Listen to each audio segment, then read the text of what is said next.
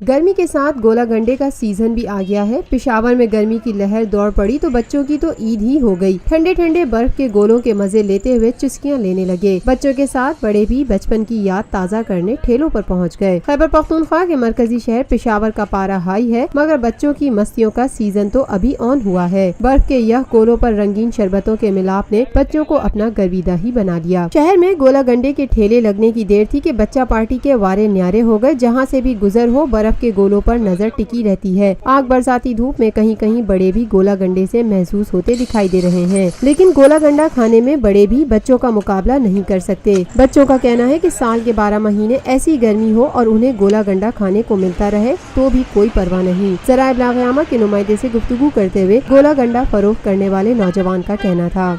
जी बिल्कुल, जिस तरह गर्मी में इजाफा होता है, दिन ब दिन गर्मी बढ़ती जा रही है, इस तरह हमारे कारोबार में भी इजाफा होता है और लोग ठंडा ज़्यादातर, इससे लोगों को ठंडक भी महसूस होती है और मज़े भी चखते हैं, इसलिए हमारे कारोबार में इजाफा हो रहा है। इस मौके पर एक बच्चे का कहना था, मुझे ठंडा ठंडा गोला गंडा खाने से मेरा दिल भी अच्छा लगता है और मुझे बहुत मजा आता है और मेरा जिस्म ठंडा हो जाता है। Lotus Lake Towers, a groundbreaking endeavor by Lotus Properties.